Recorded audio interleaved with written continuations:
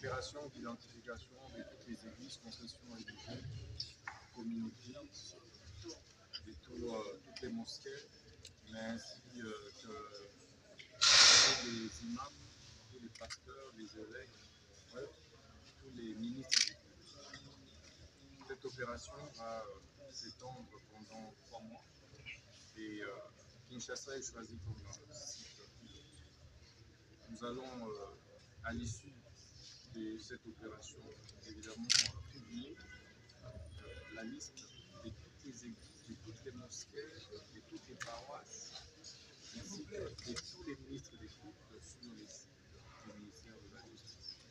Mais après chaque identification, le ministère de la Justice remet un permis d'exercice de culte qui est une carte d'une validité de 5 ans qui va permettre d'identifier et localiser chaque pasteur, chaque religieux, chaque évêque partout qui s'occupe. Quel est l'objectif de cette opération?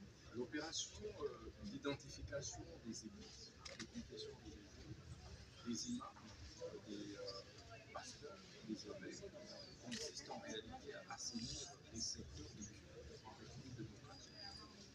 Aujourd'hui, tout le monde se réveille et se fait appeler pasteur. Aujourd'hui, tout le monde se réveille, crée sa mosquée, crée son église, et sans respecter les normes qui sont codifiées par notre cadre légal.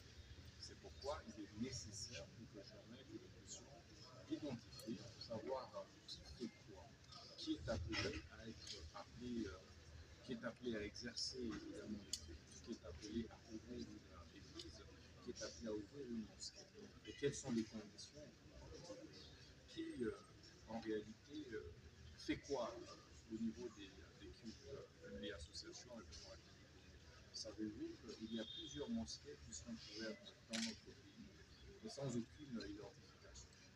Tout étranger qui parle arabe peut ouvrir sa mosquée sans dépendre de qui que ce soit dans notre pays. Il y a aussi des pasteurs étrangers qui viennent, ouvrent leurs églises sans se faire identifier auprès de qui que ce soit.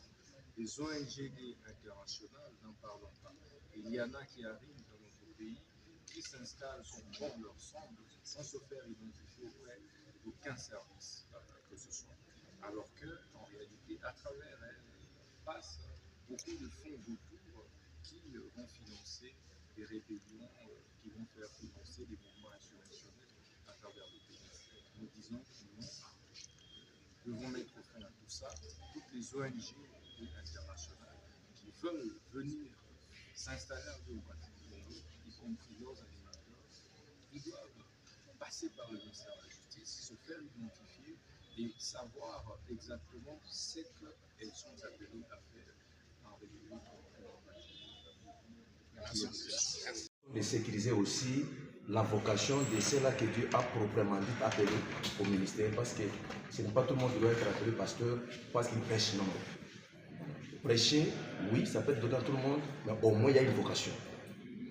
Donc pour les sécuriser, donner de la valeur à ce que nous faisons en tant qu'hommes de Dieu, quand même on doit identifier qui est qui. Merci beaucoup, merci bien.